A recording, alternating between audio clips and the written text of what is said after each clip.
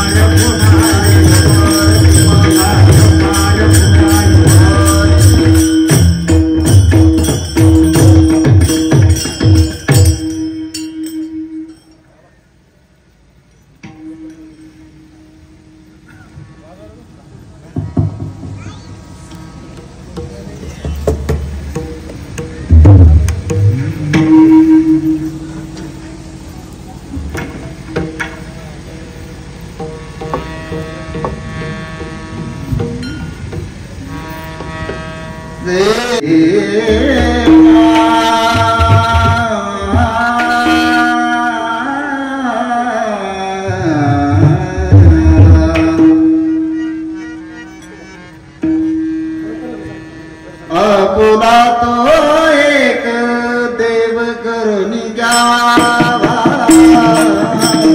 अपुला तो एक देव करून जावा,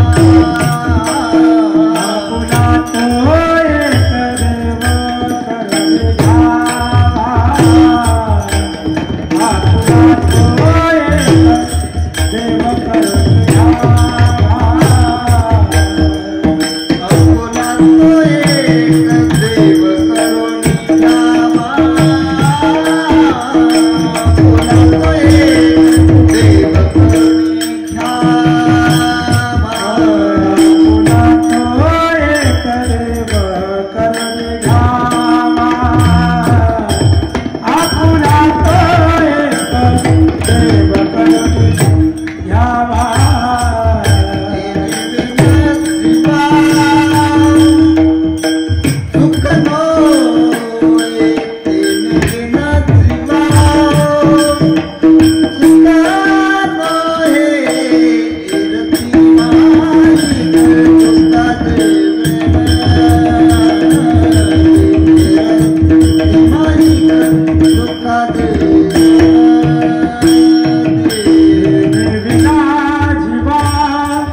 सुख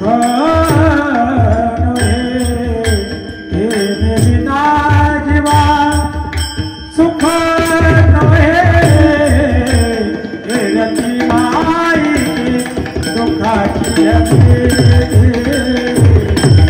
रती माई दुःखाची जनते.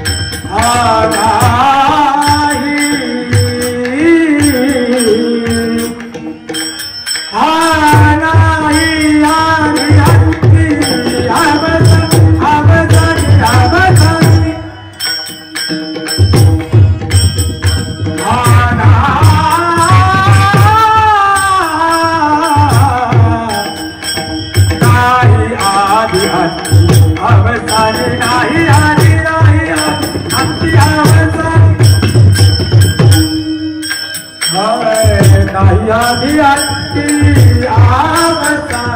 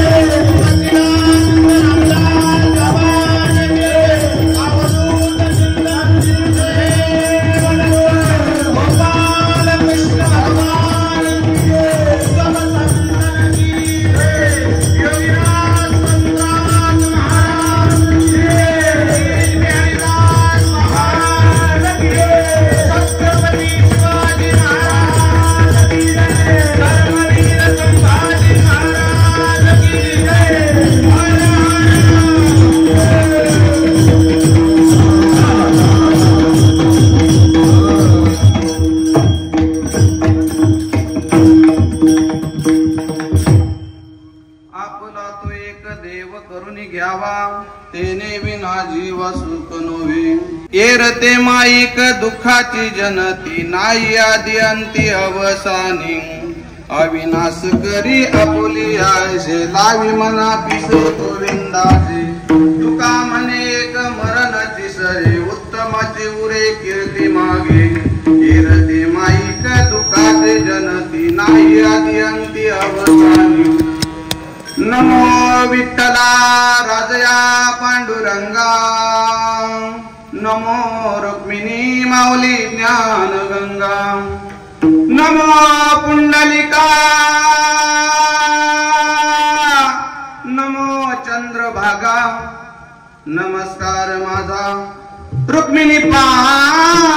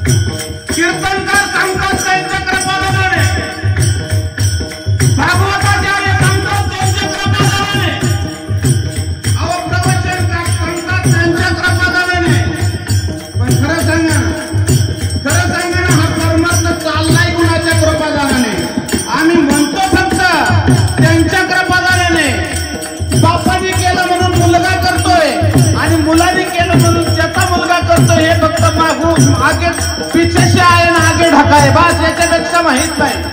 परमार्थ काय हे अजूनही आपल्या लक्षात बसलं नाही. 12व्या शतकाच्या पूर्वार्धामध्ये विचार केला तर या जनतेला देव कळत नव्हता. या जनतेला धर्म कळत नव्हता. अरे या जनतेला पिळून गेलेली ही जनता, पण हिला धर्म कळत नव्हता, याला देव कळत नव्हता. अरे पिळून गेलेली जनता रस्त्यावरच्या जगाला सेंदूर फासला जायचा आणि त्याला देव समजला जायचा. अरे एवढेच नाही, एखाद्या भोंदोगिरी बाबाकडे गेला जायचं आणि तिथं गंडादोरा घातला जायचा आणि त्याला देव समजला जायचा. खराच देव होता का तो?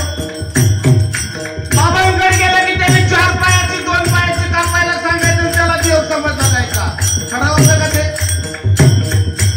12व्या शतकाच्या उत्तरार्धामध्ये इंद्रायणी वाहणारी दुलदुल नदी आहे आणि त्या नदीच्या तीरावर सिद्धेश्वर नावाचं बेट आणि त्या सिद्धेश्वर नावाच्या बेटावर एक भक्ती जन्माला आली. भक्ती आणि विठ्ठलाने रुक्मिणीच्या पोटी एक भक्ती जन्माला आली आणि माऊलींचा जन्म झाला. मला माऊलींनी 16व्या वर्षी, कितव्या ऐकताय ना, कितव्या वर्षी? 16व्या वर्षी ज्ञानेश्वरी लिहिली ना. आता ती ज्ञानेश्वरी कोणी लिहिली माहितीये का? एका मेलेल्या मुर्द्यानं. कोणी लिहिली ज्ञानेश्वरी? वालकीकरांनो, ज्ञानेश्वरी लिहिली कोणी? मेलेल्या मुर्द्यानी सच्चिदानंद बाबांनी ती ज्ञानेश्वरी लिहिली. अरे मेलेल्या मुर्द्यानी जर ज्ञानेश्वरी लिहिली तर आपल्या या टकुऱ्यात, या 3500च्या टकुऱ्यात एखादी ओवी तरी बसावी ना. तर मेलेल्या मुर्द्याच्या हाताने ज्ञानेश्वरी लिहिली आणि ती ज्ञानेश्वरी आपल्यासाठी आणली माऊलींनी. एवढंच नव्हे, चांगदेव 65 लिहिली, अमृत अनुभव लिहिला. त्याच्यावरही माऊली थांबले नाही. त्यांनी 28 चरणाचा हरिपाठ लिहिला आणि हरिपाठ जरी नाही काढला तर 6 मंत्र रामकृष्ण हरी घ्या. खाली सांगा आपल्या 16व्या वर्षाची काय करतात बघा जरा. बघा आपल्या 16व्या वर्षाची काय करतात, तिची पुढे कसे जातात. माऊलींनी 16व्या वर्षी क्रांती केली आणि 16व्या वर्षी क्रांती केल्यानंतरच्या असणाऱ्या ज्ञानेश्वरीमधली आपल्या एक कोळी पाठ नसावी. ज्या महाराष्ट्रामध्ये जन्माला आला, ज्या पुणे जिल्ह्यामध्ये जन्माला आला, ज्या वाळकीमध्ये जन्माला आला, आपल्या एक कोळी पाठ नसावी. त्या माऊलींचे काही थोडे हाल झाले का? इंद्रायणीमध्ये स्नान करू दिलं नाही माझ्या माऊलीला. धर्म मार्तंडाने इंद्रायणीमध्ये स्नान करू दिलं नाही. एवढंच नव्हे, झोळीमध्ये शेण टाकलं, माती टाकली माझ्या माऊलीला. अरे इंद्रायणीमध्ये स्नान करायला आलेल्या माझ्या ज्ञानदादाला पाठीमध्ये लाच घालावी. एवढे हात केले हो माझ्या ज्ञानदादाने, एवढे हात. आणि त्या ज्ञानदादाची ओवी, एक ओवी जर वाटली ना महाराज, एक ओवी आयुष्याचं कल्याण झाल्याशिवाय राहणार नाही. किती साधी एक ओवी. म्हणून प्रथम नाव घेतो मी त्या ज्ञानेश्वर महाराजांचं. 2 नंबरला मी नाव घेईन देहू निवासी असणारे कनकाई आणि बोलाईच्या पोटी जन्माला आलेला धगधगता तारा. भक्ती म्हटलं तरी वावगं ठरणार नाही. त्या असणाऱ्या देहूमध्ये एक भक्ती जन्माला आली आणि माझ्या तुकाराम महाराजांचा जन्म. त्या तुकाराम महाराजांना पंचम वेद निर्माण केला. माझ्या तुकाराम महाराजांनी काय केला? पंचम वेद. जगाचे जगद्गुरु ठरले माझे तुकाराम महाराज. अरे पण त्या तुकाराम महाराजांची थोडी हात झाली. अरे माझ्या तुकाराम महाराजांची काढवावर हिंद काढली, काढवावर. मला सांगा, आज जर तुम्हाला तुमच्या वाळकीमध्ये एखाद्याने काढवावर हिंद काढले, तुम्ही काय करता? बोला बोला, काय करता? मग माझ्या तुकाराम महाराजांची काढवावर हिंद काढली. एवढ्यावर धर्म मार्तंड थांबले नाही, नाही थांबले. काळा तोंडाला काळं भासलं माझ्या तुकाराम महाराजांच्या. एवढ्यावर जनता थांबली नाही. काळ्यामध्ये चपल्याचा हार घातला माझ्या तुकाराम महाराजांच्या. एवढ्यावर जनता थांबली नाही. ज्या ठिकाणी तुकाराम महाराज कीर्तन करतात त्या ठिकाणी काट्याच्या फांदीने आणलं तुकाराम महाराजांना. काट्याच्या फांदीने आणलं तरी तुकाराम महाराज म्हणायचे, अरे देव घ्या कोणी, देव घ्या कोणी, ऐका आला. बरोबर ना? किती हाल काढलेत माझ्या साधू संतांनी.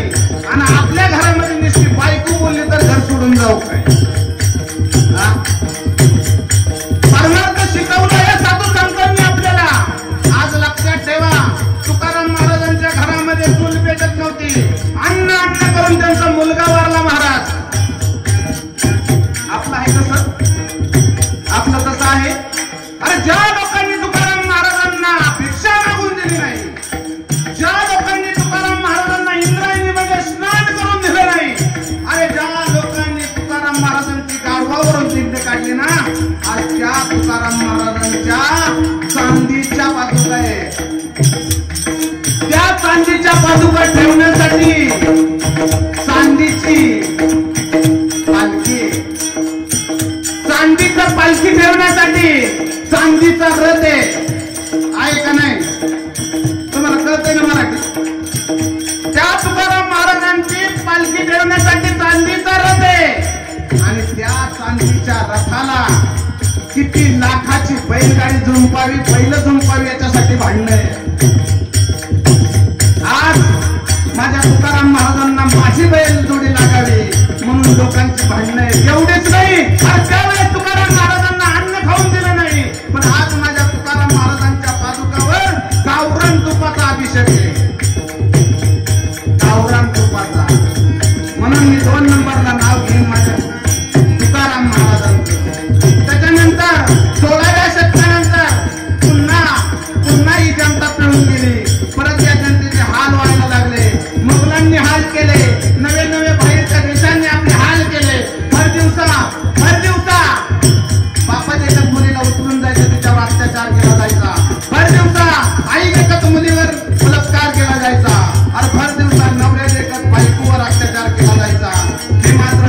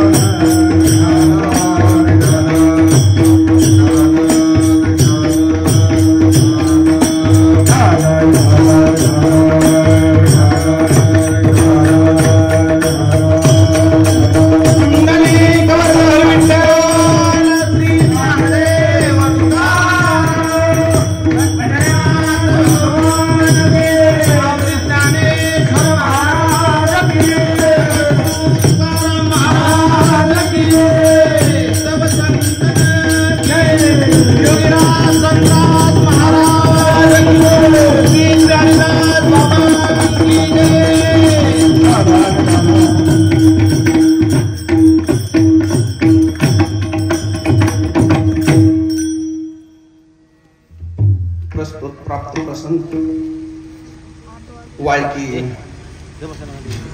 या ठिकाणी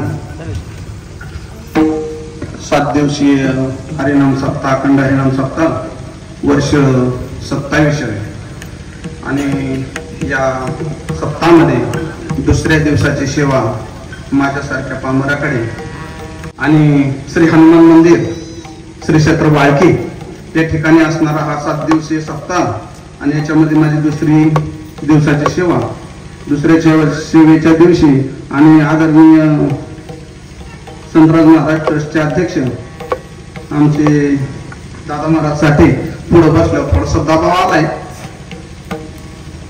कारण आता दिग्गजांचे पुढे बोलायचं म्हणजे थोडस अवघड जड जाणार आहे पण मानून घ्या आता व्यासपीठावर उभं गेलाय म्हणल्यावर असं दादा महाराज मी माफी मागतो काय चुकलं तर माफ करून घ्या आणि विशेष म्हणजे तुम्ही हजेरी दाखवली हे माझं भाग्य आहे परम भाग्य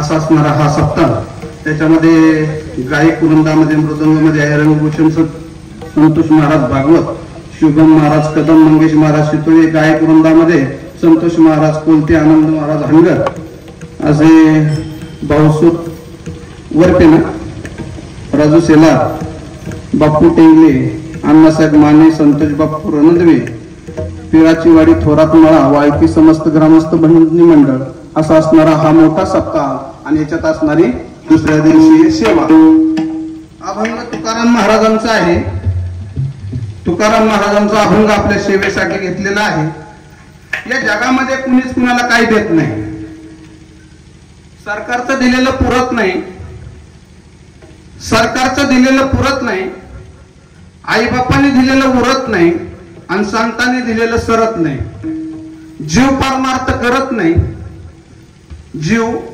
परमार्थ करत नाही समुद्र कुणाकडून भरला जात नाही आणि एवढं तुमच्या डोक्यात शिरणार नाही असो आनंदाच्या वातावरणामध्ये आज दुसऱ्या दिवसाची कीर्तन रूपी सेवा आणि या सेवेसाठी अभंग घेतलेला आता वेळ घालवत नाही कारण वेळ आपल्याकडले थोडा राहिला म्हणून स्तवन वगैरे थोडस बाजूला सारखं कारण त्याला 15-20 मिनिटं जाणार आहे त्याच्याकरता थोडस बाजूला डायरेक्ट तुकाराम महाराज जगाचे जगद्गुरु महाराष्ट्राचे जगद्गुरु पुणे जिल्ह्याचे जगद्गुरु तुमचे गुरु माझे गुरु इथून पुढे कीर्तन सुरू विठ्ठल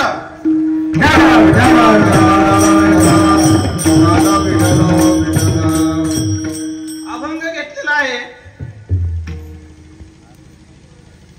तुकाराम महाराजांचा आणि आपुला तो एक मग आज जर तुम्ही पाहिलं समोर तर हनुमान महाराजांचं मंदिर बरोबर ना बजरंगबलीचं मंदिर या मंदिरामध्ये आपण देव बसवला जो देव बसवलाय तो मंदिरामध्ये बसवलाय मला सांगा ज्या मंदिरामध्ये देव बसवलाय त्या मंदिरामध्ये आपण दररोज सकाळच्या परिदर्शनाला येतो ना दर्शनाला नमस्ते येतो दर्शनाला मग मला सांगा आयुष्यभरामध्ये त्या मंदिरात किती वेळा दर्शनाला आलो असं आपण माप नाही देव काळाला देव कळाला? कळाला देव? का बरं नाही कळाला? आपण त्याच मंदिरामध्ये दररोज दर्शनाला येतोय, त्या हनुमंतरायाच्या पायावर डोकं ठेवून दर्शन घेतोय आणि त्या मंदिरात दर्शन घेतल्यानंतर आपल्याला देव नाही कळावा? जी मूर्ती हनुमानाची बनवली त्याच मूर्तीच्या दगडाचे 2 तुकडे झाले. एक मूर्ती जाऊन आतमध्ये बसली आणि एक मूर्ती एक असणारा तो दगड पाहिरीला बसला आणि एक दगड मात्र मूर्तीहून आत बसला. तो दगड त्याला म्हणत होता, अरे राजा, आपण ते एकाच खाणीतले आहोत. आपण कशातले आहेत? एकाच खाणीतले आहोत. आणि मग तुझ्या लोक पाया पडतात आणि माझ्यावर चप्पल का सोडतात? कुणी विचारलं? पायरीच्या. कुणी विचारलं? पायरीच्या. नाही लक्ष देत, जाऊ का चप्प्याला? कोणी विचारलं? बोला ना तुम्ही, मी काही नाव देऊ कुणाला ठेवणार नाही. कोणी विचारलं? पायरीच्या दगडाने मूर्तीला विचारलं, अरे एकच जातीसाठी माती खात जा ना थोडंफार. कोण म्हणतंय? पायरी म्हणते. कुणाला? तेव्हा ती मूर्ती त्याला बोलली, बाळा, आपण जलमलो एकाच खाणीत, जलमलो एकाच खाणीत, आपले 2 तुकडे झाले. पण तुला माहितीये का म्हणला? तुला माहितीये का म्हणला? माझ्या बोकांडी बसून माझे डोळे वगैरे बनवलेत मला छन्नी हातोड्याने, म्हणून मला आज, आणि तू कसलेच घाव खाले नाहीत म्हणून तुला कुठं,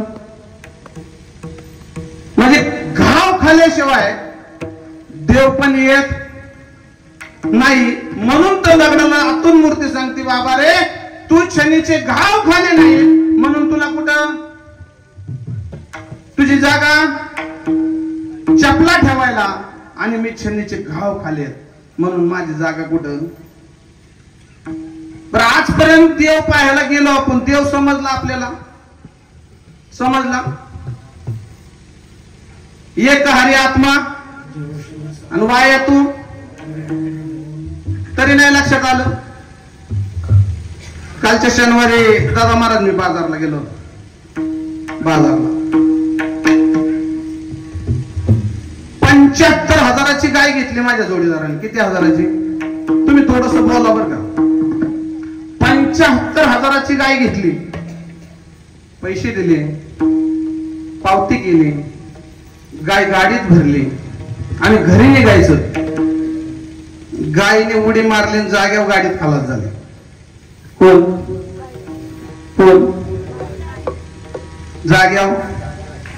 ते म्हणला, ए बाबा, ते 75,000 माझे आहे आणि तुझी गाय माघारी घे. म्हणला, गाय नाही राहिली.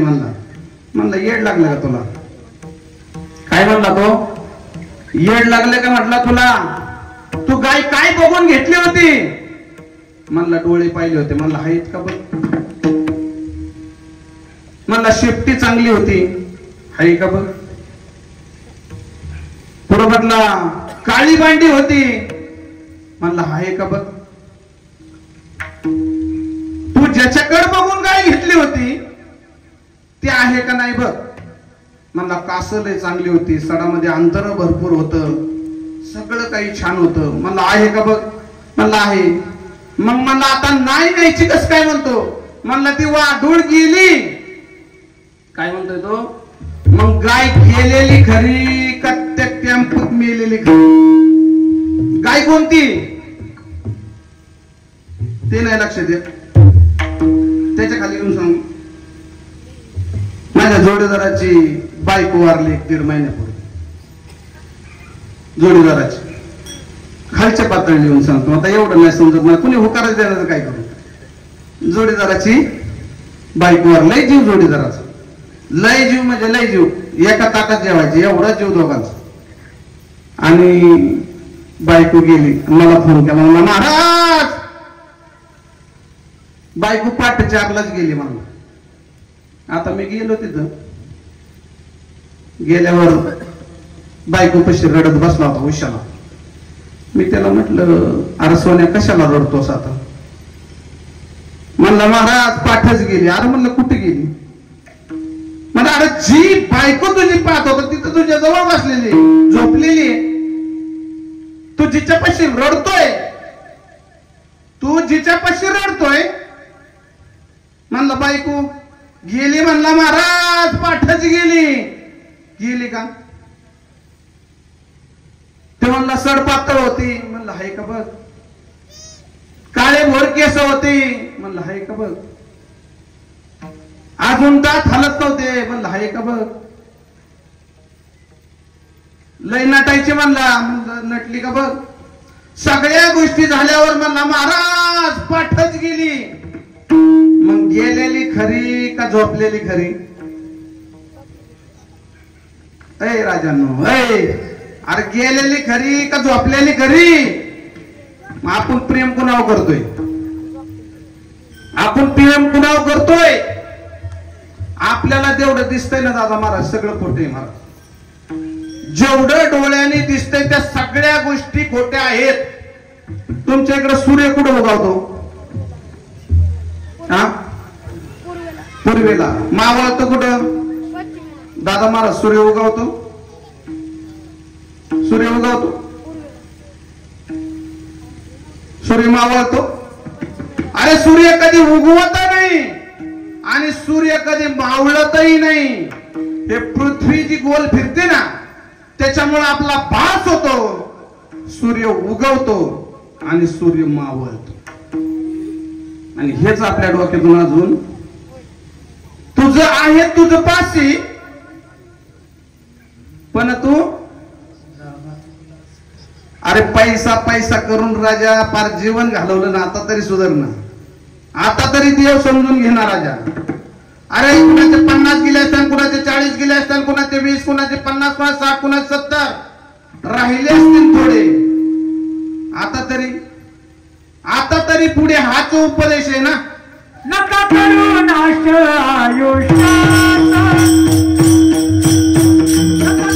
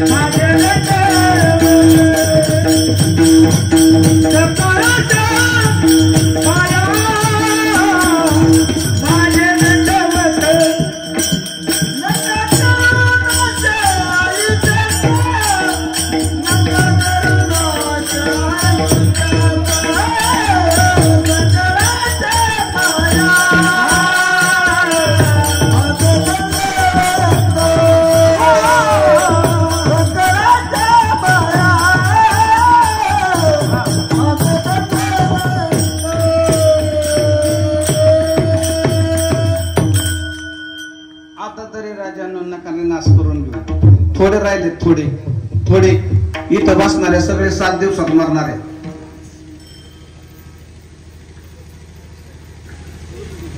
शंका आहे कुणाला? 7 दिवसात मरणारे. माझ्या सहित किती दिवसात? नाही सोमवारी गेला तर, नाही मंगळवारी गेला तर, बुधवार गुरुवार शुक्रवार शनिवार संपला तर रविवारी पण जाणार. 2 दिवसाच्या दुनियेत तू पाहुणा, बोल गर्वाचे बोलू नको रे कुणा. सूर्य पहाटेचा संध्याकाळी मावळे, खेळ परमेश्वराचा जगा वेगळा. जे सोडून तू अहमपणा, बोल गर्वाचे बोलू नको रे कुणा. 2 दिवसाच्या दुनियेत तू पाहुणा बोल गर्वाचे बोलू नको रे कुणा. आमचे दादा महाराज सांगतात सोमवारी जन्म झाला, मंगळवारी शाळेत गेला, बुधवारी नोकरीला लागला, गुरुवारी लग्न झालं, शुक्रवारी पोहळ झाली, शनिवारी आजारी पडला आणि रविवारी गचाकला. किती दिवसात बिरीच काय चुकत नाही ना माझी का चुकते? मला एक सांगा, जशी उसात साखर तसा देहात ईश्वर आहे ना. देव बाहेर आहे का? तुकाराम महाराजांनी कुठे शोधला? मीरांनी कुठे शोधला? माऊलींनी कुठे शोधला? साधू संतांनी देव शोधला आत का बाहेर? बोला ना.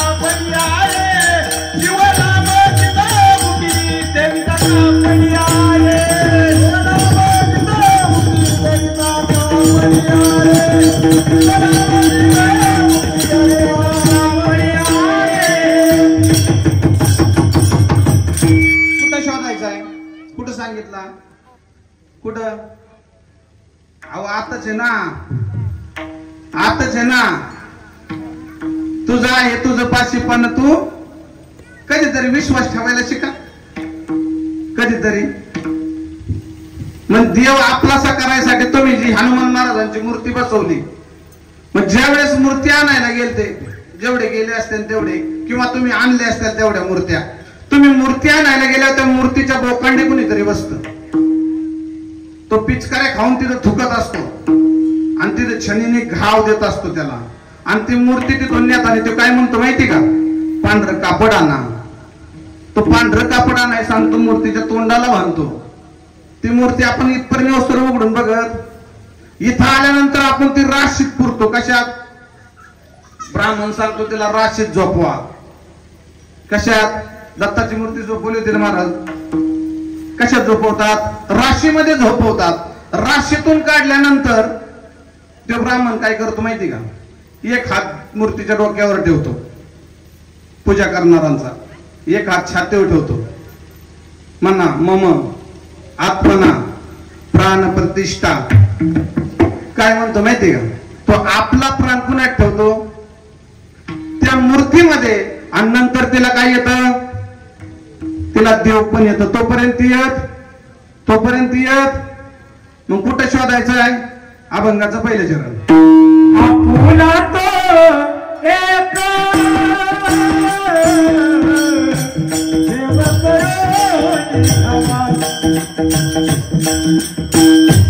आपुला तो एक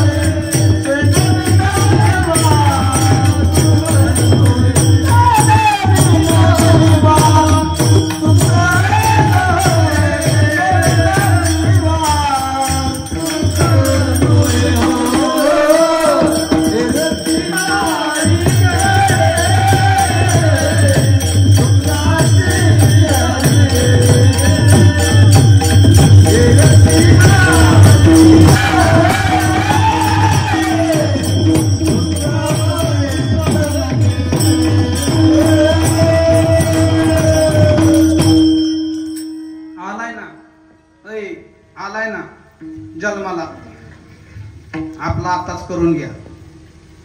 काही खरं नाही. नवरा बायको पोरं संसार गुरं ढोरं काही कामाची नाही. मी एक वाक्य वाचलं होतं मशानभूमीवर. अरे आना तो तोरे यही था, जिंदगी गुजर गई आते आते, क्या मिला तुझे अपनों से, उन्होंने जला डाला तुझे जाते जाते. मराठीमध्ये सांगतो. अरे यायचं तर तुला इथंच होतं, आयुष्य घालवलं येता येतास. काय मिळालं तुला आपल्या लोकांकडून, त्यांनी जाळलं तुला जाता जाता. काय मिळालं आपल्या लोकांकडून, काय मिळालं? आमच्या गावात एक जोडपं होतं, फारपर्यंतच कधी एका ताटात जेवल्याशिवाय राहत नव्हते. पण पाठीमागे एक बेकार काळ आला 2 वर्ष आपल्यावर, करोनाचा काळ. कुठं ते गावाला निघलं तर जोडीने जाणार, लग्न कार्यात निघलं तर जोडीने जाणार. आणि ते लिमुण्यामध्ये RT-PCR करण्यासाठी गेले, म्हणजे करोनाचे टेस्ट. आता जाताना दोघं नवरा बायको गाडीवर गेले, पण नवरा पॉझिटिव्ह आल्यावर बायको 13 किलोमीटर पाय पाय आले, पण गाडीवर बसली नाही. किती किलोमीटर? येईल तुमच्या संग, येईल पोरगा. मग तुम्ही संसार का चिकटून धरलाय अजून? आता जर मी कोण आलोय नागरगाव वरून, आता कीर्तन संपल्यावर मी इकडे जाईल का? हा, कुठं जाईल मग? कुठं जाईल? कुठं जाईल? आणि एक सांगतो, एक ऐका, पुढं ऐका, थोडस लक्ष द्या इकडं. एक लक्षात ठेवा, जे देव नाही म्हणतात ना, जे देव नाही म्हणतात ना, देव, त्यांनी जर एक स्क्रू येथीलचा ढिल्ला केला ना, एक पुढीलचा येथीलचा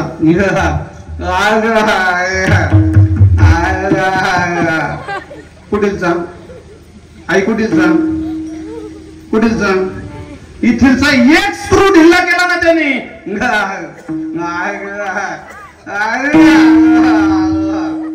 फक्त एक स्क्रू ढिल्ला केला ना राजांनो, एक स्क्रू. जीवनाचा अर्थ आहे तोपर्यंत आनंदात जगा राजांनो, खात्रीने जगा. सांगतात ना साधू संत, त्यांच्यावर विश्वास ठेवा. आहे ना जीवन, चांगल्या पद्धतीने जगा. आहे तोपर्यंतच जगा, उद्याचा दिवस सांगता येणार नाही. तुम्हाला एक मी उदाहरण लय स्पष्ट सांगतो. बऱ्याच वेळा माझ्या कीर्तनात असतं. मला एक सांगा, तुमच्या गावामध्ये पक्षाचे दवाखाने जास्त आहेत का माणसाचे? बर, पक्ष्यांना कधी असं पाहिलंय का ब्रेन ट्यूमर झालाय, त्यांची शुगर वाढली, त्यांना बीपीचा आजार झालाय, मणक्यात मोडलेत, असं काही? एखादा कावळा घरावरून चाललाय, त्याला पॅरालिसिसचा अटॅक झाला, असं एखादा कावळा पाहिला असा एखादा कावळा? मग कावळ्याला आजार नाही, पक्ष्यांना आजार नाही, माणसालाच का आजार? पक्षी आपलंच खातात ना, आपल्यापेक्षा कमी प्रतीचं खातात, आपण जास्त प्रतीचं चांगलं खातो ना. पक्ष्यांना खाणं तसं आहे. पक्षी कुठलचंही पाणी पितात, आपण कोणचं पितो? फिल्टरचं. पक्ष्यांना काहीच नाही तरी पक्षी कसे तंदुरुस्त, आणि आपण का बरं? कधी विचार केलाय का या गोष्टीचा? विचार केलाय? आता मी नागरगाववरून येताना काय झालं, रांजणगावच्या वरती मी नदी क्रॉस केली आणि तिथे गोणी पडलेली होती 10-12 किलोची तांदळाची. त्यातून थोडेसे तांदूळ पडलेले होते आणि ते चिमणे आले, तांदळ खाली, आणि जाताना तिने गोणीच उचलून नेली. नाही, मी पाहिले म्हणल्यावर महाराजांना खोटं समजतात काय तुम्ही? बरं, समजा चिमणी नसन नेली, पण मी आल्या मी काय केलं असेल? उचलून कुठं टाकले असेल? कुठे टाकले असेल? गाडीत. बरोबर बोलला तुम्ही. मला सांगा, चिमणी उतरली, तिने पोटा एवढं पाहिजे तेवढं खाल्लं आणि ती उडून गेली, तिने उद्याचा विचार केला. आणि मी काय केलं? मी ती गोणी उचलली, 4 दिवस पोरं खात्यात म्हणून कुठे टाकली? आपल्याला अपेक्षा आहे म्हणून आपल्याला एवढे आजार आहेत. लक्षात येते का बघा? आपल्याला अपेक्षा आहे म्हणून आपल्याला एवढे आजार आहेत, आणि त्यांना अपेक्षा नाही म्हणून त्यांना आजार नाही. म्हणून जे दुःख देणारे असतात ना, ते आपलीच असतात, महाराज आमची नसतात. माझं कधी पोट दुखलं नाही, माझं कधी डोकं दुखलं नाही. शेजाऱ्यांनी बंगला बांधला तरी नाही दुखलंच नाही. पण आपलं काय होतं माहिती का? त्यांनी 3रा मजला काढला की याची अर्धी भाकर कमी होते. हे सगळं दुःख जे मिळतं ना महाराज, ते आपल्याकडून मिळतं, बाहेरच्याकडून मिळत नाही. अभंगाचं 2रं चरण.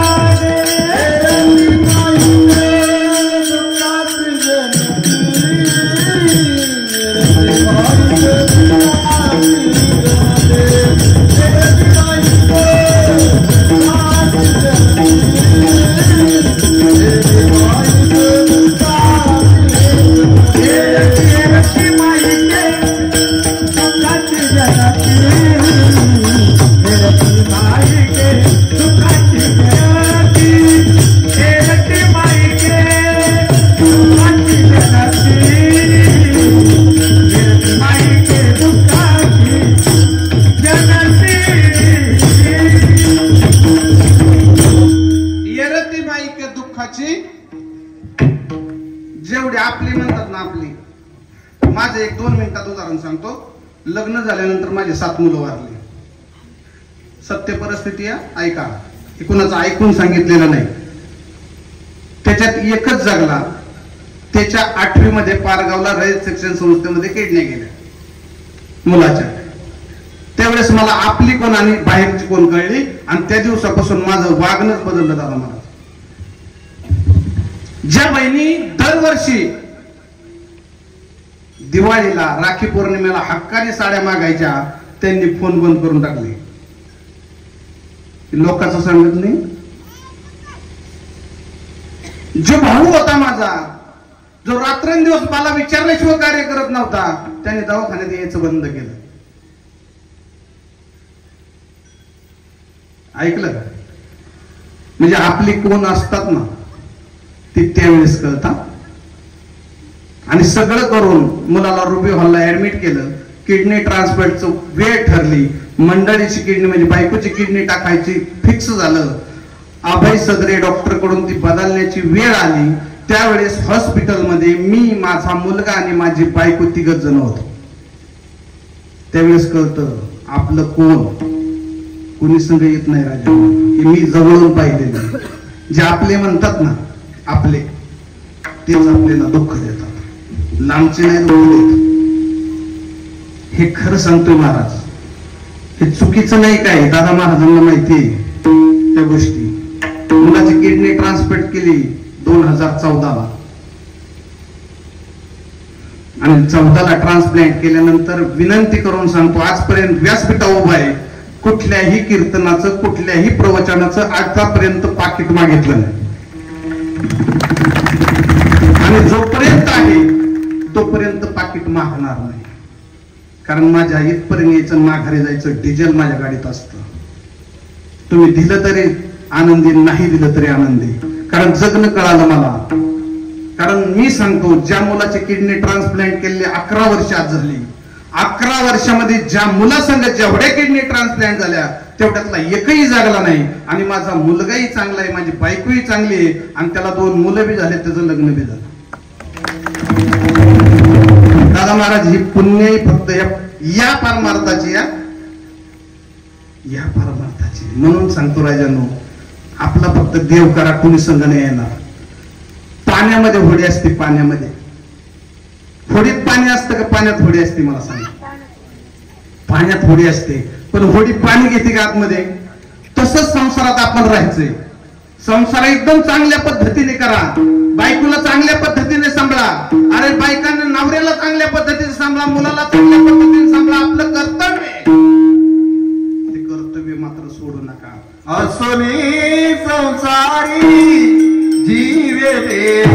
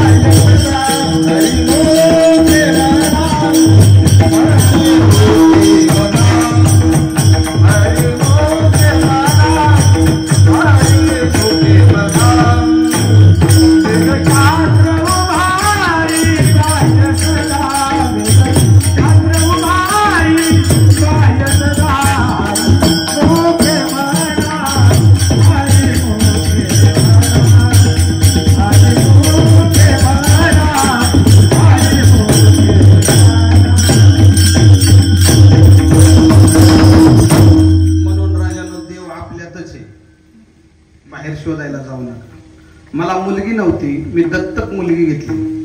3 महिन्याची असताना मी मुलगी घेतली. रात्रभर नवरा बायकोने बोळ्याने दूध पाजून तिला जगवली. आणि काल दादा महाराजांनी शुभेच्छा द्यायला लागणार तिच्या. दादा महाराजांना विचारा, लग्न अशा पद्धतीचं केलं, डीजेचा वापर केला नाही. आदल्या दिवशी बैलगाडीने पाय पडायला, दुसऱ्या दिवशी सनईच्या वाद्यात नवरदेव आतमध्ये घेतला आणि टाळ मृदुंगाच्या आतमध्ये घेऊन कीर्तन सोहळ्यामध्ये लग्न करून दिलं. दादा महाराजांनी शुभेच्छा दिल्या. हे दुसऱ्याचं ऐकून सांगत नाही महाराज, चांगलं वागल्यावर चांगलं होतंय. मला विचारा. म्हणून एकनिष्ठ राहा, एकनिष्ठ. त्या भगवंताचं नामस्मरण करत राहा, संसारातच राहा. सगळ्यांनी केलंय, सगळ्यांनी भगवंताचं नामस्मरण केले. तुम्हीही करता, फक्त तुम्हाला त्याची जाणीव नाही. तुम्ही जा ना, जाणीव. ज्याला ज्याच्याकडे जाणीव करून देण्याची क्षमता आहे त्याच्याकडे जा, त्याच्याकडे. कधीतरी बसा त्याच्याकडे जाऊन, त्याला विचारा कशामध्ये सुख आहे. अरे 35,000 सैन्य होतं, पन्हाळ्याला वेढा दिला होता. छत्रपती शिवाजी महाराज 2 मार्च 1660 आणि पन्हाळ्यावर आले होते. आणि आजच्या 5 दिवसात सिद्धी जवार नाही, 35,000 सैन्याने आपल्या पन्हाळ्यावर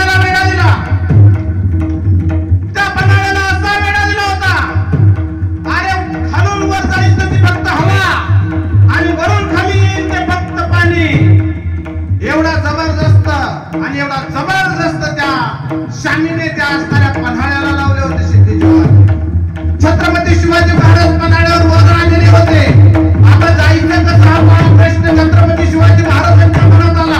अरे 8 दिवस नाही, 15 दिवस नाही, महिना नाही, 2 महिने नाही, 3 महिने नाही, 3.5 महिने नाही, 4 महिने नाही, तब्बल 125 दिवस छत्रपती शिवाजी महाराज अडकून पडले होते पन्हाळ्यावर. 35,000चं सैन्य खाली आहे. सिद्धी जोहरचा वेढा आहे. छत्रपती शिवाजी महाराज वर पन्हाळ्यावर बसलेले. पावसाचे दिवस सुरू झाले आणि 12 जुलै 1660 तारीख लक्षात ठेवा. 12 जुलै 1660 ला पन्हाळ्याचे पहिल्यांदा दरवाजे उघडले. वर 6,000 मावळे, गंगाधर नावाचा पंत आणि पत्राची थैली घेऊन पायऱ्या खाली उतरायला लागलाय. हळूच शामिनीमध्ये सिद्धी जोहरने बघितलं वरून कोणीतरी येतंय. अरे हा जासूद असेल, अरे नवे हा कुणीतरी सैनिक असेल, नवे छत्रपती शिवाजी महाराजांचा वकील असेल. हळूहळू खाली पायऱ्या उतरत होता आणि कंप्लेंट 12:15च्या दरम्यानमध्ये शामिनीचे पडदे बाजूला सरकले आणि असणारा गंगाधर नावाचा पंत असणारा तो छत्रपती शिवाजी महाराजांचा जासूद शामिनीमध्ये शिरला. हळूच सिद्धी जोहरच्या दाढीवरून हात फिरला गेला. पण छत्रपती शिवाजी महाराजांनी त्या गंगाधर नावाच्या पंताला अशी शिकवण दिलेली होती.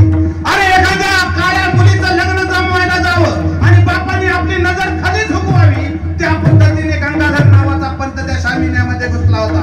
शामिनीमध्ये गेल्यानंतर पुढे सिद्धी जोहर बसलाय आणि खालच्या नजरेने म्हटले राजांनी पाठवलंय जी.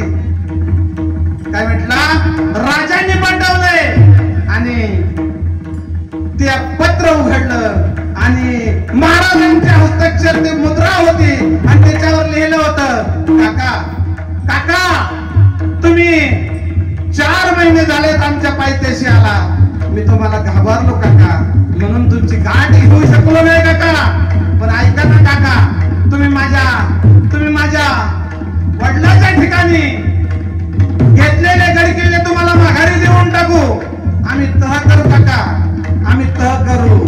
आणि ते पत्र दाखवलं वाचून आणि सांगितलं उद्या संध्याकाळी 5 वाजेपर्यंत छत्रपती शिवाजी महाराज तुमच्या छावणीमध्ये सामील करतोय असं पत्र वाचून दाखवलं. आणि अचानक हसू त्या असणाऱ्या सिद्धी जोहरच्या दाढीवरून फिरला गेलं. हात फिरला, चेहरा हसतमुख झाला आणि आनंद झाला. अरे 125 दिवसांचा लावलेला शामिनी, 125 दिवसाचं युद्ध आता मात्र उद्या संपणार आहे. आणि तो गंगाधर नावाचा पंत पुन्हा गडावर निघून गेला. वर मात्र रंगात चांगलं रविकंदन शिजत होतं आणि इकडे मात्र सिद्धी जोहरच्या मनात येत होतं अरे आपला आता सफल झालं. छत्रपती शिवाजी महाराज आपल्या ताब्यात आल्याशिवाय राहणार नाही. आणि याचा आनंद, इतका आनंद झाला त्या सिद्धी जोहरला. आणि काय झालं माहितीये, सिद्धी जोहरचे जेवढे असणारे सरदार आहेत तेवढ्या सरदारांना कळलं छत्रपती शिवाजी महाराज उद्या संध्याकाळी 5 वाजता येणार आणि आपल्यामध्ये नतमस्तक होणार, आपल्याला सामील होणार किती आनंद. जशी गवळण सांगे गवळणीला त्या पद्धतीने अगदी शामिनीमध्ये ही बातमी पसरली. आणि कडक असणारा ऐका कडक असणारा तो बंदोबस्त होता आपोआप लूज पडला. आणि वर मात्र वेगळं शिजत होतं. खलबतखान्यामध्ये छत्रपती शिवाजी महाराजांनी ठरवलं होतं आज पौर्णिमेचा दिवस आणि 12 जुलै 1660 ला रात्री संध्याकाळी 10 वाजता इथून बाहेर पडायचं. पण जायचं कसं, कुठून जायचं, कसं जायचं हे मात्र छत्रपती शिवाजी महाराजांच्या डोक्यामध्ये सारखं भिनत होतं. छत्रपती शिवाजी महाराज निघायचं आणि कसं जायचं. 35,000चं सैन्य सापडलं तर तुकडे वाटायला येणार नाही. मोठी कोणी करून टाकतील आपली.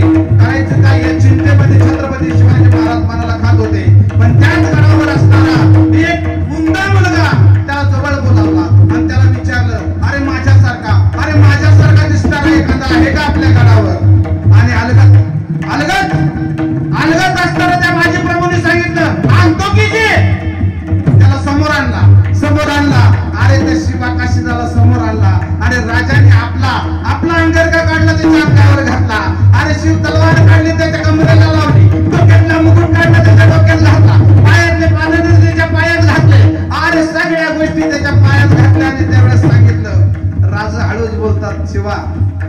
हे शिवा ऐक ना रे शिवा, शिवा ऐक ना, तू जिथं चाललाय ना ते शिवा, तू जिथं चाललाय ना तिथून परत नाही यायचं शिवा, तू जिथं चाललाय ना तिथून परत नाही यायचं शिवा. अरे चालतंय की राज, काय झालं राज? अहो तसा मेलो असतो तर शिवा नाही म्हणून मेलो असतो, पण आज छत्रपती शिवाजी महाराज म्हणून मरणार राज. चालतंय राज, चालतंय राज, चला राज निघा. आणि त्या दिवशी 12 जुलै 1660 ला रात्री 10:15 दरम्यान पुसुट्याच्या बुरुजाकडून 600 मावळ्यासहित 2 पालख्या उतरल्या. एक पालखी पाठीमागे मोकळी, त्याच्या संग शिवकाशीत आणि पुढच्या पालखीमध्ये छत्रपती शिवाजी महाराज बसलेले होते. आणि हळूहळू पालखी पुसुट्याच्या बुरुजाकडून खाली उतरत होती. आता मात्र 10 पावलावर, आता मात्र 5 पावलावर, आता मात्र 2 पावलावर आला वेढा. आणि वेढा तोडून ते 600 मावळे अलगत बाहेर पडले. आता मात्र जीवाचं खंडन कमी झालं होतं. आता तरी भीक चमकायची, काळजामध्ये लग्न व्हायचं. कुठेतरी वाघाचा आवाज यायचा, कुठेतरी ढळकारा फोडलेला आवाज यायचा. मनाला भीती वाटायची. आणि त्या भीतीमध्ये चालले होते छत्रपती शिवाजी महाराजाला घेऊन.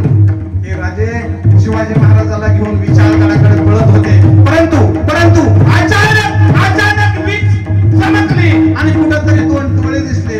छत्रपती शिवाजी महाराजांचं लक्ष त्या डोळ्याकडे गेले. आणि कुणीतरी हेर असावा, कुणीतरी त्या असलेल्या वस्तूंचा हेर असावा. आणि नक्की पाहिलं आणि सांगितलं शिवा पालखीमध्ये बसा.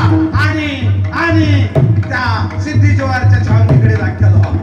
छत्रपती शिवाजी महाराजांना घेऊन एक पालखी मात्र पळत होती ती विशाळगडाकडे. आणि त्याच्यामध्ये होते बाजी प्रभू, फुलाजी देशपांडे, ते घेऊन पळत होते.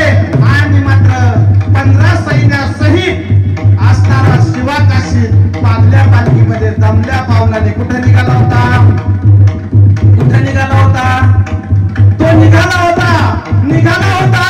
तो सिद्धी जोहारच्या छावणीकडे.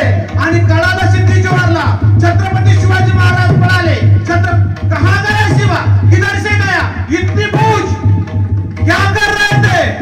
अरे तो ओरडत होता, पण छत्रपती शिवाजी महाराज पळून गेला होता.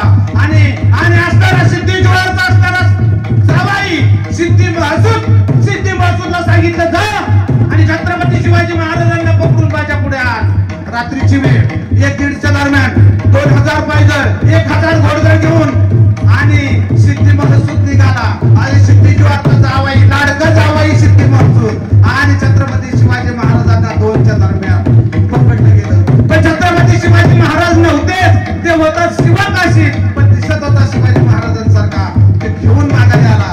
मला एक सांगा माता मौल्यांनो, तुमच्या जावयाने जर एखादा चोर पकडून आणला, तुम्हाला किती आनंद होईल? बोला ना. तसा सिद्धी जोहारला आनंद झाला. अरे माझ्या जावयाने छत्रपती शिवाजी महाराजांना पकडून आणले. आणि शामिनाचे दरवाजे उघडले गेले. शामिनाचे पडदे बाजूला झाले. आणि असणारा छत्रपती शिवाजी महाराजांची पालखी 15 मावळ्यासहित आत आली. आत घेतल्यानंतर सिद्धी जोहार, सिद्धी महसूद. पण एक लक्षात ठेवा, तिथं अफजल खान मारलेला त्याचा मुलगा होता फजल खान. त्याने ओळखलं हा छत्रपती शिवाजी महाराज. क्या बोलते हो? पीके तो नहीं आए हो? यही है छत्रपती शिवाजी महाराज. अरे सांगितलं त्या फजल खानाने ते छत्रपती शिवाजी महाराज नाही, हा बहुरूपी आहे. पण त्याला खाली घेतला. ऐका ना त्याला बांधला गेला त्या शिवकाशीदाला. आणि खालून तुकडे करायला सुरुवात केली त्याची. खालून 3 तलवारी चालल्या होत्या. बोटाचे तुकडे होत होते, पायाचे तुकडे होत होते, हातावर सपाचं बुवार बसत होते. तरी म्हणत होता मी छत्रपती शिवाजी महाराज आहे, मी छत्रपती शिवाजी महाराज आहे. अक्षरशः 3-4 तलवारीने त्या असणाऱ्या तुकडे गेले हो. शिवकाशीदाचे तुकडे गेले. इकडे छत्रपती शिवाजी महाराज विशाळगडावर पोहोचले होते. आणि तिसऱ्या दिवशी असणारे त्या शिवकाशीदाचे तुकडे एका पोत्यात भरले आणि छत्रपती शिवाजी महाराजांना बक्षीस म्हणून वाटले.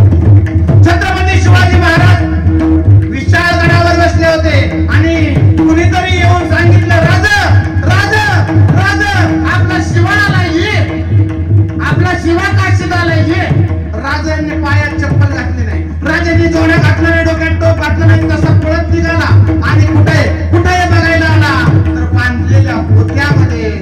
शिवा काशीदाचे तुकडे होते.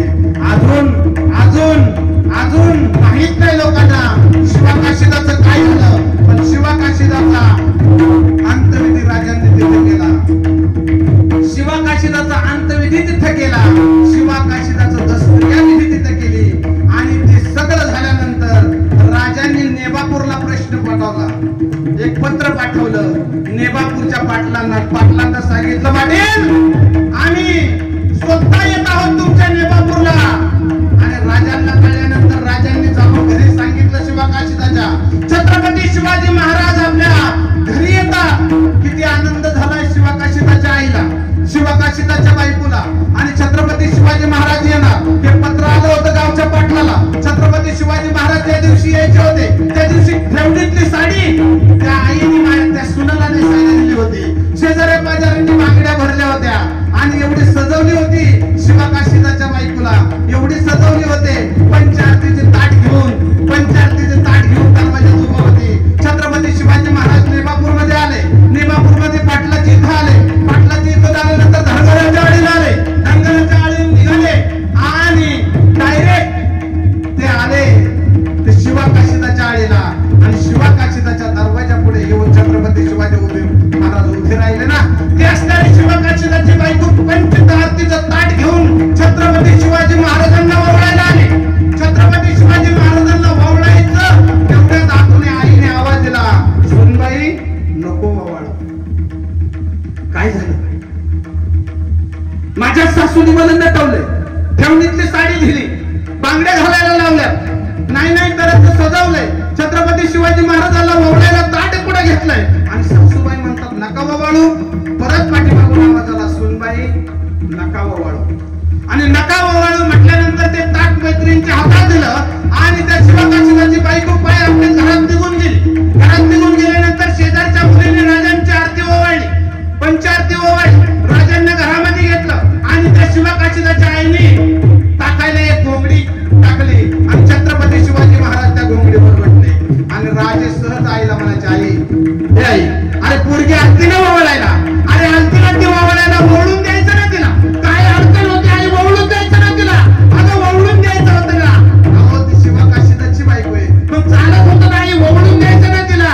परत ती आई सांगायची, अरे ती शिवा काशीदाची बायको आहे. परत राजा म्हटलं, अरे ओवळून द्यायची ना, चाललं असतं ना, मला काय अडचण आहे. पण परत त्या आईने सांगितले, राजा या महाराष्ट्राचं तुम्ही राजा आहात आणि तुम्हाला एका विधवेने बावळावा हे मला सोबत नाही, म्हणून माझ्या सुदाला सांगितलं. राजांच्या पायाखालची माती सरकली. अजून तर नेबापूरला मी कळवलं नाही, अजून तर पाटलाला सांगितलं नाही, अजून तर कुणालाच कळवलं नाही. आईला कळलं कसं? आईला विचारलं, आई सांगा ना, आई सांगा ना, तुम्हाला कसं कळलं? आई सांगायची, राजा तुम्ही सांगितल्याप्रमाणे तुम्ही आमच्या गावामध्ये आला, तुम्ही पहिल्यांदा पाटलाच्या वाड्याला आला, तिथून तुम्ही मराठ्यांच्या वाड्याला आला, तिथून तुम्ही धनगराच्या आळीला आला. मला वाटलं होतं माझा असणारा काशीत कुठेतरी उड्या मारत असत, माझा शिवा कुठेतरी असत, तुम्ही माझ्या दरवाजावर आले.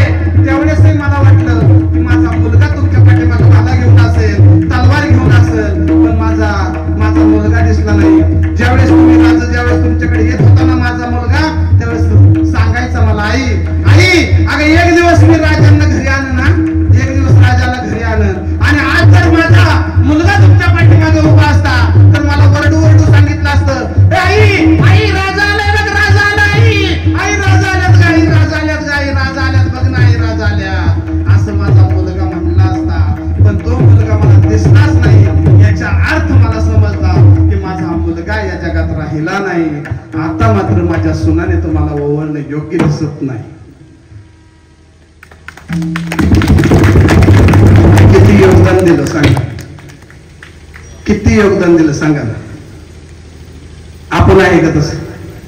अरे छत्रपती शिवाजी महाराजांना एक माणूस जर 10 मिनिटं बोलला ना, 10 मिनिटं, तर तो माणूस बरोपर्यंत मागे सरत नव्हता. आपला संध्याकाळी सांगतो तुम्हाला शिक्का मारणं, सकाळच्या पारी दुसऱ्याच पार्टीत असतो. हे आपण महाराज म्हणून जीवनामध्ये सार्थक करून घ्या. आहे तोपर्यंत आनंद लुटा, आहे तोपर्यंत जीवनाचं सार्थक करून घ्या. अभंगाचं 3रं अविनाश करी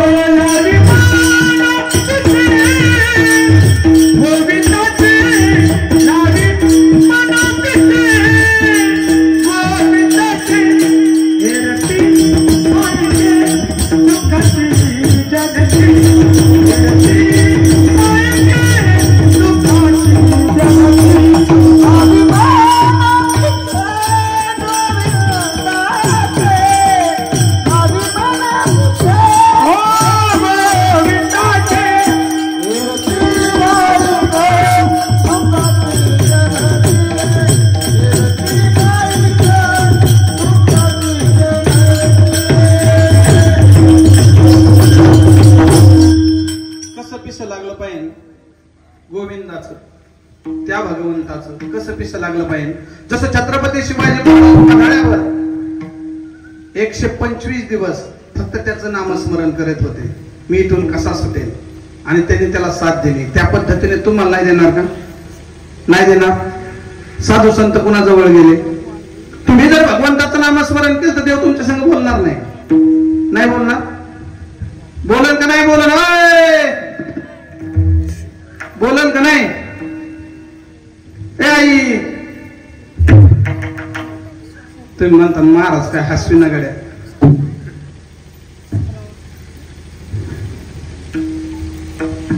लक्ष देत ना कुणाचं येड लागलं पाहिजे. कामानिमित्ताने दामोश एकटी पहाड निघून गेले आणि संध्याकाळची वेळ. गोनाई माता म्हणली, नाम्या ते नाम्या पांडुरंगाला नैवेद्य दाखवतो का? कोण म्हणतंय? गोनाई माता. कोणाला? नामदेवाला. पण ती आई असल्या कारणाने नाम्या म्हणाल ना. माझी पात्रता नाही नाम्या म्हणण्याची, पण पात्र वटवायचं म्हणल्यावर बोलावं लागतं. गोनाई मातेने सांगितलं, नाम्या आता 7 वर्षाचं वय त्या नामाचं. आईने सांगितलं, नामा पांडुरंगाला नैवेद्य दाखव.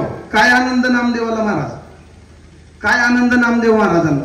नामदेव महाराजांच्या हातात गोनाईने ताट दिलं, पंचपक्वान्नाचं ताट, आणि नामदेव महाराज निघाले. 7 वर्षाचा नामदेव निघाला पांडुरंगाच्या रावळामध्ये. पांडुरंगाच्या मंदिरामध्ये नामदेव महाराज गेले. रावळाचा दरवाजा उघडला, मंदिराचा दरवाजा उघडला, गाभाऱ्यामध्ये गेले आणि देवाला म्हणले, देवा खा नैवेद्य. खाईल वाळकीकरांनो, खाईल हा खाईल. जबर मारुतीच्या पुढून आता घेऊन देव काही नैवेद्य खात नव्हता. नामदेव महाराज म्हणले, देवाने मला ओळखलं नाही. देवाला म्हणला, देवा तो दामो शेट्टी नाही का? दामो शेट्टी त्यांचा मी मुलगा नामदेव. आज ते बाहेरगावी गेल्यात म्हणून नैवेद्य दाखवण्याची वेळ कुणावर आली? माझ्यावर आली. खा नैवेद्य. कुणाला? देवाला. कोण म्हणतंय? नामदेव महाराज. तरी काय देव जेवत नव्हता.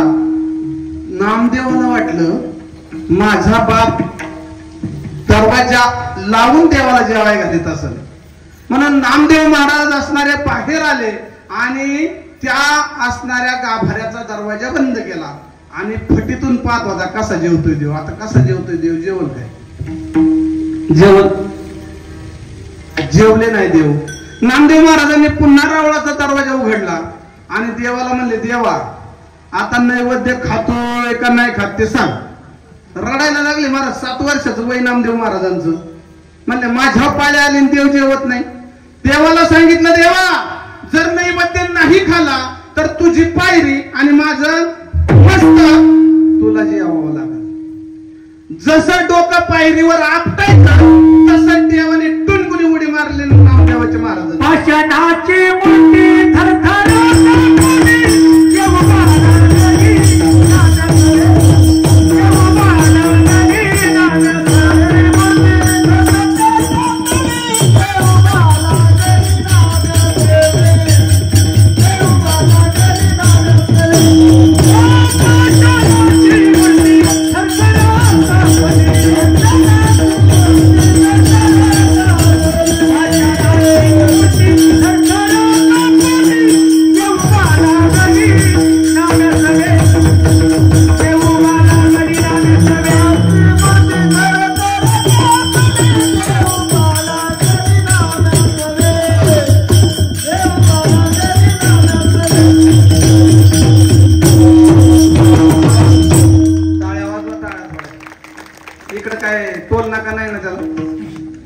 मोकळ्या मनाने वाजवा, काही अडचण नाही. आणि खरंच पाषाणाची मूर्ती थरथर कापली आणि जेवू लागली. पुन्हा संग नामदेवा संग. नामदेवाने आणलेलं पंचपक्वान्नाचं ताट माझ्या देवाने बसून खाल्यानंतर नामदेव महाराजांना एवढा आनंद झाला. घेतलेली जी पितळी होती ती ताटली होती, ती ताटली 7 वर्षाच्या नामाने पोटावर घेतली आणि धताडंग धताडंग धताडंग धताडंग धताडंग धताडंग वाजवत कुठे निघाला, घरी निघाला. आणि हे मात्र गोनाई मातेने लांबून पाहिलं. कोणी? गोनाई मातेने. नाम्या थोडा जवळ येऊन दिला, म्हणजे नाम्या काय अरे कुठे त्यातला प्रसाद? देव जेवला. कोणच्या आईला खरं वाटल? बोला ना, कोणच्या आईला खरं वाटल? नामदेव महाराज सांगतात आई देव जेवले. नाम्या खोटं बोलू नकोस, देव कुठे जेवतात का? जा, तुला भाकरच संध्याकाळभर देणार नाही. आंधळी म्हातारे दोन्ही फळं चुकली. तिकडं नाही देव जेवले हे सांगतो आईला खरं वाटाना आणि घरी जेवण मिळाना. म्हणजे आंधळी म्हातारे दोन्हीकडं खरं चुकली. आता ते नामदेव महाराज 7 वर्षाचे असलेले रडायला लागले नाही का, तेवढीच जाऊन बसले. आणि संध्याकाळी वेळ झाली आणि दामोशेट्टी आले. दामोशेट्टी आल्यानंतर त्या गोनाई मातेने झालेला प्रकार दामोशेट्टीला सांगितला. आता दामोशेट्टीला वाटलं की नामदेव माझा महाराज कधी खोटं बोलणार नाही, नक्की जेवले असतील देव. ते असणारे दामोशेट्टी नामदेव महाराजांच्या जवळ गेले आणि नामदेव महाराजांना म्हणले, नामा खरं सांगशील का? बाबा आईच्याने खरं सांग, खोटं बोलणार नाही. खरं सांग ना, रात्री नेलेला नैवेद्य कुणी खाला? म्हणला देवांनी खाला बाबा. मग म्हणला आता खातील का?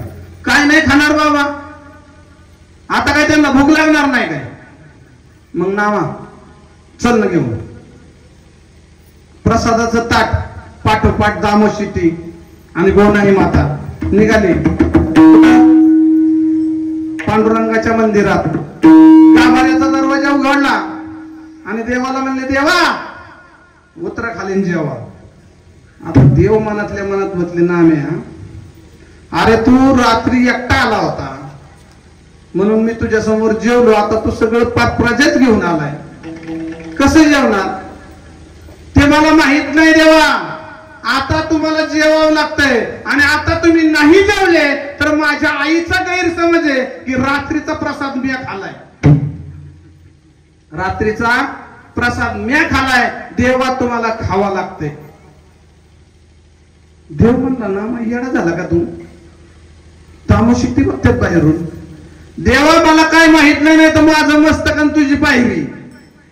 जसं दामाने पायरीवर डोकं आपटायचं तसे देव प्राप्त झाले आणि प्रसाद खाऊ लागले. बाहेरून दामोशेट्टी बघत होते.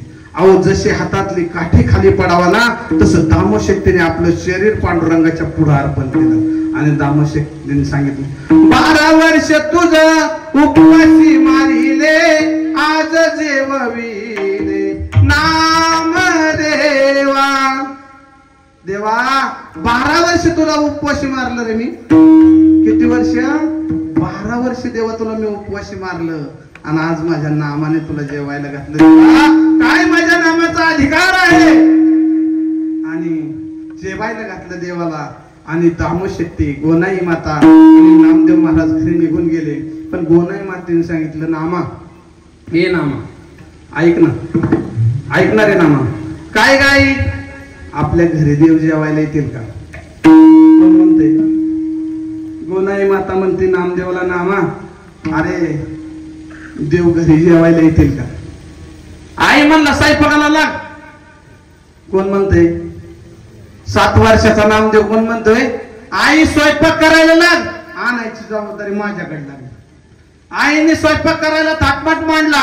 आई पुरणपोळ्याचा स्वयंपाक करायला बसली आणि नामदेव कुठं? मंदिरात. देवाला म्हणले देवा, ए देवा घरी यावं लागते. अरे नामदेवा येडा झालास का तू? अरे त्रिवधी तापाने तापलेले भक्त माझ्या पाया पडायला येतात रे.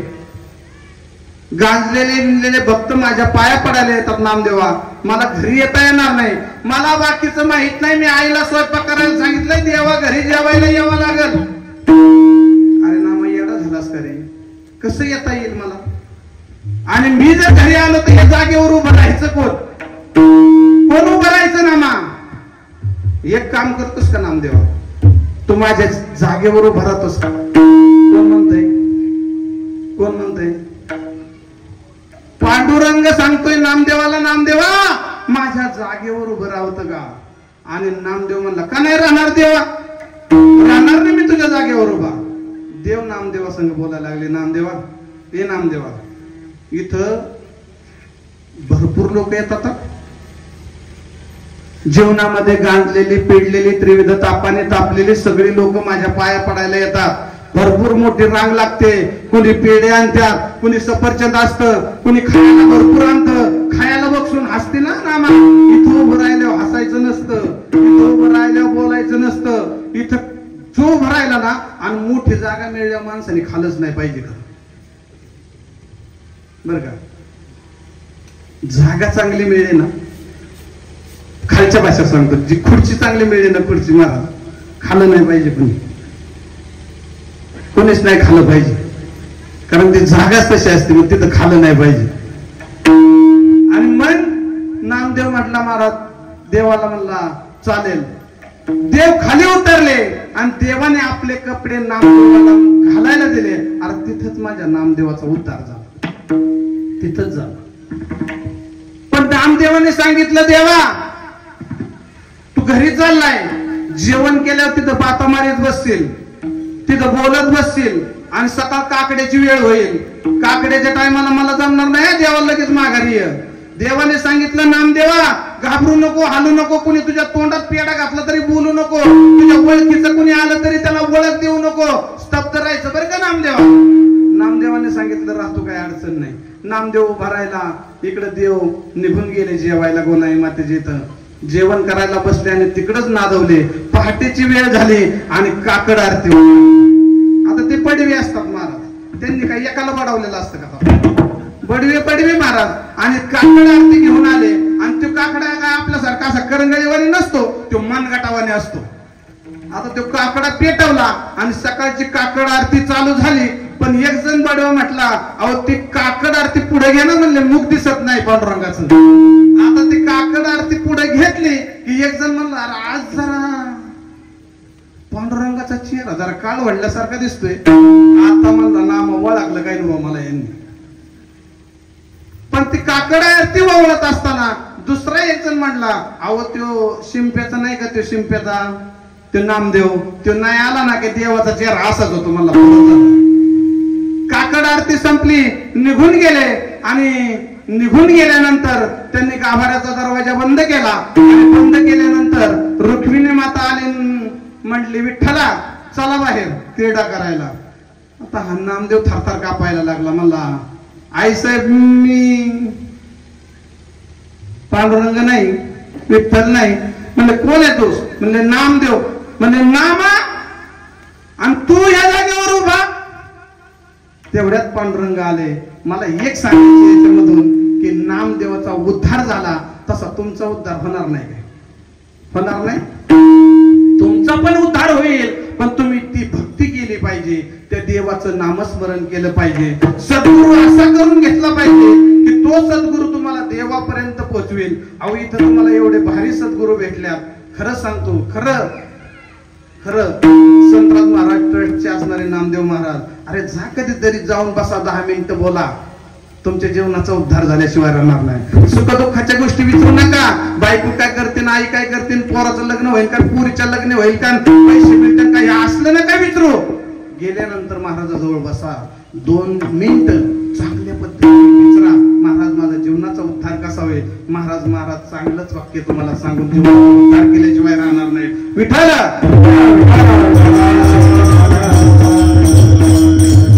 म्हणून जीवनामध्ये कुठलीही गोष्ट करत असताना विचार करून करा. अगोदर केल्यानंतर नंतर पश्चातापात पडू. आपलं होतंय काय माहिती काय, आपण अगोदर कार्य करतो आणि नंतर विचार करतो. अगोदर विचार करा आणि नंतर कार्य करा. एक वाक्य मी सांगून जाईल तुम्हाला. घरामध्ये इथं बऱ्याच महिला मंडळी आहेत. आई तुम्हाला माहिती आहे कुठं बाजारला जायचं बीज काय का माहिती, ते बिचारा जातोय आणतोय सगळं तुम्हाला घरात देतोय. काय अडचण आहे का, सगळं पोहोचवतोय ना. मग कधीतरी आल्यावर त्याला नुसतं एवढंच म्हणायचं, काय नसतं जीवनामध्ये.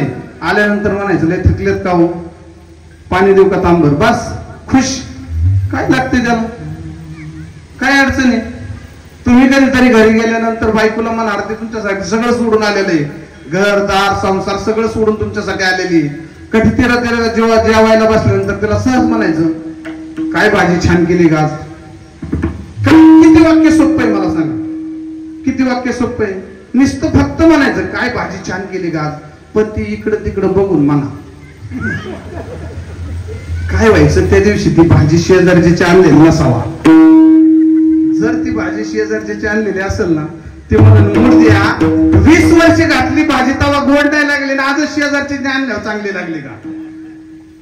म्हणून इकडं तिकडं बघून म्हणा, आनंदात जगा, सुखी जगा आणि जीवनाचं कल्याण करून घ्या.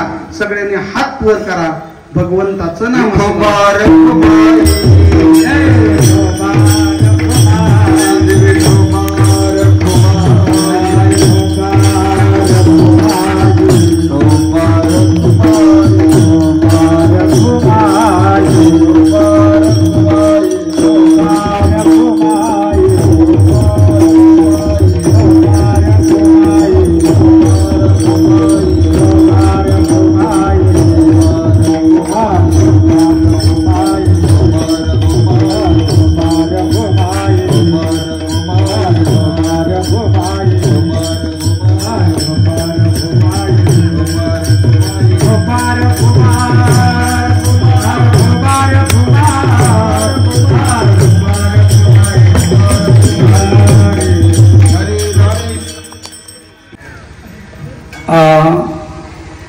विषय असा सांगायचा की सुरवेच्या पुढे काजवेने कधी अभिमान गाजवला, किंवा दिवसाच्या पुढे पंथीने कधी उड्या मारू नये. म्हणून ते वरिष्ठ आहेत माझ्यापेक्षा. आणि खरंच तुम्हाला ते गुरुवर्य म्हणून लाभले, भाग्य आहे तुमचं.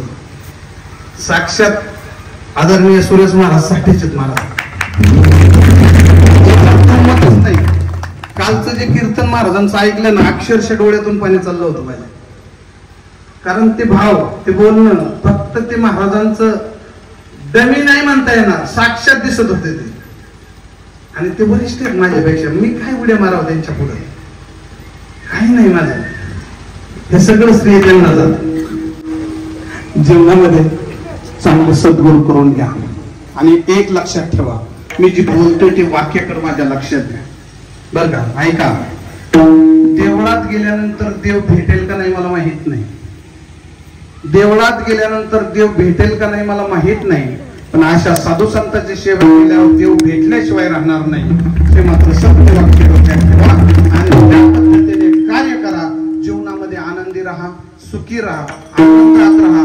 आतापर्यंत जीवन जगलाय, आता म्हणू नका की माझे गुडघे गेल्यात, माझा मनका गेलाय, माझे डोळे गेल्यात, मला नीट दिसत नाही, माझा शरीर साथ देत नाही. हे का लक्ष देत नाही. आतापर्यंत जेवढं तुमचं वय आहे, आतापर्यंत त्याने मला चांगल्या पद्धतीचं ठेवलंय, हे का डोक्यात येत नाही. का लक्ष देत नाही तुमच्या.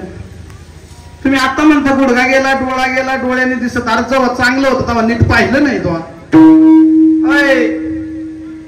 आता मोतीबिंदू झाल्यावर कसं दिसणार तुला जेव्हा चांगले गुडघे होते तेव्हा तू देवाला गेला नाही आता देव होईल का आहे तोवर जीवनाचा आनंद घ्या या शरीराचा एकही पार्ट या जगातल्या बाजारात कुठं विकत मिळत नाही आता मात्र म्हातारी माणसं झाली की आमच्याकडे येतात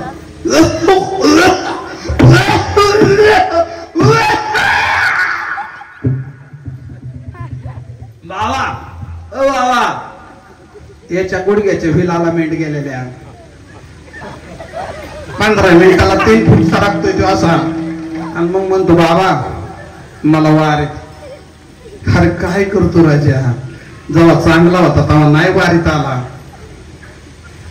आता काय उपयोगी पोरं होती तेव्हा डीजीच्या पोरं नाचायची तुमचा पोरगा ऐका बरं का तुमचा पोरगा लग्नामध्ये लग्न लागल्यानंतर नवरदेवाला उचलून घेत असेल ना असा कसा असा जर नवरदेवाला उचलून घेत असेल तर समजायचं तुमचं सगळं चुकलंय आणि त्याच लग्नामध्ये तुमचा मुलगा जर 4 लोकांना वाढपी करीत असेल ना तर तुम्ही समजायचं आपण चांगल्या मार्गावर येतो म्हणून जीवनामध्ये जगत असताना इतकं सुंदर जगा इतकं सुंदर जगा इतकं सुंदर जगा इतकं सुंदर जगा शेजारचं सुद्धा म्हटलं पाहिजे काय जगतोय तो एवढं सुंदर जगायला काय अडचण आहे मरण कुणाला चुकवता आलं नाही कुणाच्या बापाला चुकवता आलं नाही पण मरण सुधरवतात मात्र नक्की येईल ना आहे तोवर आनंद लुटा जोपर्यंत हातपाय चालू आहेत तोपर्यंत चांगल्या पद्धतीने आणि अजून एक पुढे सांगतो आहे तोपर्यंत माणसाची कदर करायला शिका ऐका आहे तोपर्यंत माणसाची किंमत करा माती आड गेलेला माणूस जगात परत दिसत नाही माती आड गेलेला व्यक्ती परत या जगामध्ये पाहता येत नाही मेल्यानंतर सावध होता येणार नाही त्याच्या अगोदर सावध व्हा आणि सगळ्यांना असं नाही एखाद्याचं वैर तुमचं सोडून द्या नसन ती तुमच्या संग जाऊन त्याच्या संग बोला अरे उद्याचा दिवस पाहताल का नाही याची गॅरंटी नाही एखादा नसल तुमच्या संग बोलत एखादा वाईट असेल जाऊन त्याच्या संग बोला अहो बारीक व्हा नंतर त्यालाच कधीतरी वाटलं ते बोललं ते खरं आहे बरं का म्हणून आहे तोपर्यंत आनंदात जगा जीवनामध्ये सुखाने जगा आनंदाने जगा आणि शेवटचं सांगतो की राजांनो या जगामध्ये संप्रदाय सोडून काहीच नाही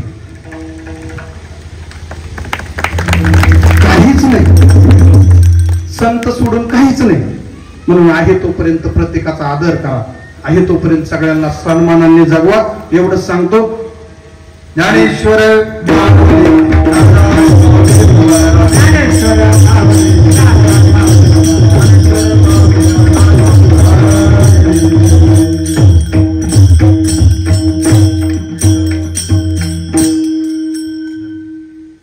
ऐका लक्ष द्या आपल्याकडं शिवजयंती प्रतिमेचे पूजन आणि शिवकालीन शस्त्रपूजन आजी माजी सैनिकांचा सत्कार 40वे वर्ष आहे त्यांची स्थापना 1986 ला झालेली आहे प्रमुख पाहुणे आहेत आणि ते सोमवारी 17 मार्च 2025 सकाळी 8 वाजता शिवजयंती उत्सव शिवसेना वाळकी शाखा शिवसमर्थ स्मृती प्रतिष्ठान आयोजित केलेला आहे तरी सगळ्यांनी उपस्थित राहावे ही सगळ्यांना विनंती बरोबर ना एवढंच बोलायचं होतं ना हा सगळ्यांनी उपस्थित राहा आणि नुसतं उपस्थित राहू नका तिथं काहीतरी सहकार्य करा काय नाही सहकार्य मी म्हणत दुसरं काही सहकार्य करा अरे कोणी चटाई आत राहा कोणीतरी वाढप्याचं काम करा कोणीतरी जवळ जा बोला याच्यापेक्षा काही नसतं याच्यामध्ये जीवनामध्ये आनंद होता सुखी राहा समाधानी राहा अभंगाचं शेवटचं चरण तुका